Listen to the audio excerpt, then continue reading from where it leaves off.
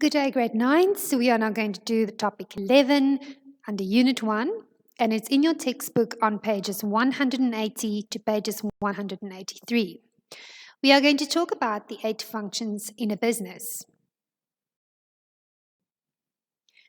In the process of running a business, many different functions need to be performed, and these are usually categorized into 8 different functions. The first function is the general management. The second one, production. The third function, purchasing. Fourth function, finance. Fifth function, marketing. Sixth function, administration. Seventh function, human resources. And the eighth function, public relations. So in a large company, you will have a general manager, you will have a production manager, you will have a purchasing manager, a financial manager, marketing manager, administration manager, human resource management, and public relations officer or manager in your business that will control these 8 functions that you will need in your business. Okay, now these functions may all be performed by the owner of a small business, but as a business grows, the functions may need to be delegated to other employees. And in a large company, separate departments will focus on each one of the 8 functions. So you will have a production department, you will have a purchasing department, a financial department, a marketing department, etc. So each function must ultimately work together to achieve the overall objective of the business.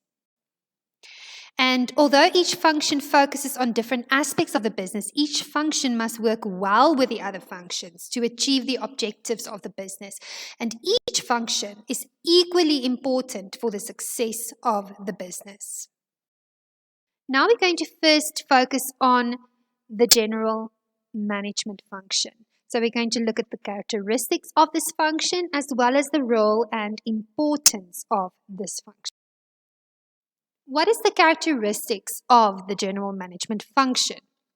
The general management function involves managing the business and all the other functions within the business. In other words, the 7 other functions of the business. Remember, there are 8 functions, and general management is the first function. So this manager is responsible for obviously managing all the functions within the business. It also involves setting the goals and the objectives of the business and then leading the staff to achieve these. So what does the general manager do? They set the goals and objectives of the business. So they make strategic decisions. Okay, now we're going to look at the role and the importance of the general manager. Now, you can see on page 181, you can see that there's content on the following aspects.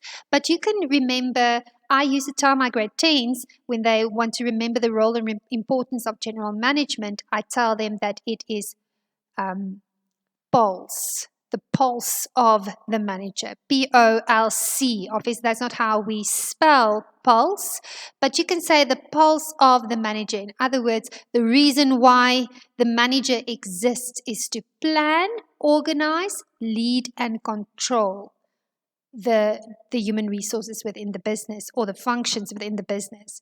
So under planning, it is basically planning has to do with future orientated activities. So you plan on the future orientated activities. It means deciding in advance what one has to do and in what order you need to do that, how and when you need to do that. So before planning, the general manager needs to have a vision or a goal of where the business is going and what it wants to achieve. So that is part of planning. The goals of the business can only become a reality if they can be turned into actions, of course. So a strategy is an action plan on how to achieve something. Can you remember I said that the managers make strategic decisions? In other words, they make an action plan. They prepare an action plan on how they're going to achieve that specific plan that they have. A strategy or strategic planning is also an answer to questions such as how am I going to achieve my goals? That's also part of planning. And how can I make my goals become reality? So when developing strategies as a manager, you need to look at all the options available and then choose the best option. Okay, now we're going to look at the next role and importance of general management, which is organizing. Now, organizing it has to do with the available resources that you have and then taking these resources and making decisions. So a manager needs to look at the available resources. That's very important. And then organize the available resources so that they can be used in the most effective way. So that is organizing, taking the available resources and using it in the most effective way. Then we're going to look at the third role and importance of general management, and that is leading. Now, leading has to do with motivating people. And a leader, if you know the difference between a manager and a leader, you'll know that a manager just gives you, they tell you what to do, but a leader inspires you to do that specific task. So leading and motivating goes hand in hand. So when you lead, you motivate people, and obviously usually your employees of the business. And you must not only be in charge of the business as a manager, but you must also lead and motivate your workers. Because if you do not lead them and inspire them to become the best they can, then they will obviously be unhappy in their workplace. And at the end of the day, they will leave your business or they will be sick a lot. So it's very important that leading is I would say leading is one of the most important roles of a general manager. Okay, then the last role and importance of the general manager is controlling. Now, what is that? Controlling and checking is to ensure that things are running according to the plan or the objective that you have set. So a leader or a manager needs to be aware of what is happening in the business. And if things go off track, to identify the reason why the things have gone off track, and then to get things back on track again. So it's to constantly control every process and make sure that everything is going as planned. We are now going to look at the levels of management, and you will find that on page 182 of your textbook. There are 3 levels. We have the top, middle, and lower level of management. Okay, now the top management is the members that are responsible for all the major decisions. And that is basically the people that make, very important that you make a note of this word, the top managers makes strategic decisions. It's very important that you remember that. They deal with strategizing the future of the business and making decisions, major important decisions. Then, after they've made the decisions, they then delegate to the middle management. And these managers make functional decisions.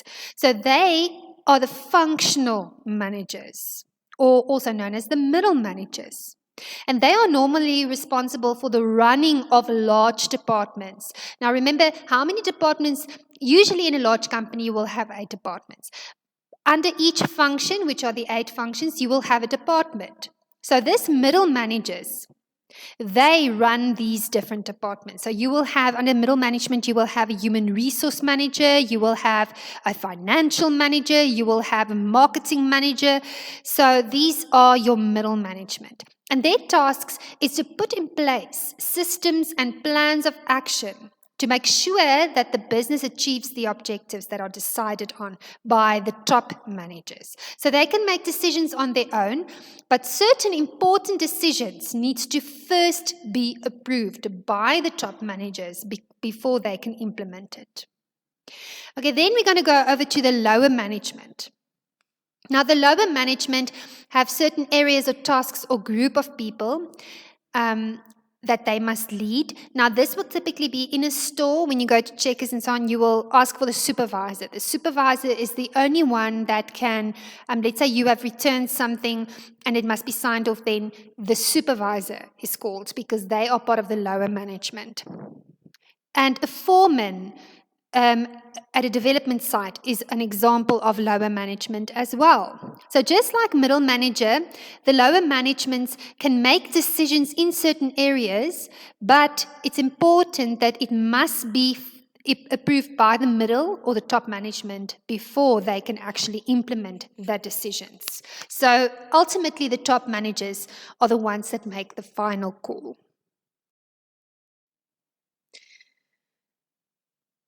Okay, so here is an example of the different levels of management that we get, the hierarchy of the different levels of management. We have top, middle, and lower. Example of the top managers are the board of directors or your chief executive officers, your CEO. Then middle is your HODs. So for each department, there will be a head of department. For the financial department, there will be a head of department. For the marketing department, there will be a head of department, etc. Then we have the lower level management, and they are usually your supervisors or your foremen. So you can see that they say workers there in that block, but it's not the normal workers. Under the workers, there are certain people that are chosen as team leaders, and they will usually be part of lower management. If you look at a school setup, you will have the headmaster and the SGB as the top management. Middle management will be your HOD of each department, and then lower management will be your subject heads. The rest of the teachers are not on the organizational chart or the organizational the levels of the management of the business, so that you will not find them on the hierarchy. Now we're going to look at the management risks that businesses can face. Now, business face the following management risks. The managers may not be able to lead and manage the people under their supervision. So you have a lot of people that are good managers. They can delegate tasks, but when it comes to leading people, then they are not very good with that. And that can be a risk that the business can face. So when you choose a manager that is not a leader, or they don't inspire people, and they might not treat people fairly, then, and they are not able to lead and manage people, then you will have a problem. It might be a risk. Secondly, outside factors outside of the business may prevent the business from meeting its objectives. For example, power outages or worldwide recession, especially with the situation we are facing now with the COVID-19. Obviously, these are factors that can prevent the business from meeting its objectives. Now, why do they mention that as a risk factor under management? Because as we know, the manager is responsible for the general management, is responsible for making strategic decisions. So they are the ones that sees where the business is going in the future. And therefore, they need to implement certain objectives in order to reach these goals that they have. But when unforeseen circumstances take place, for instance, the COVID-19, or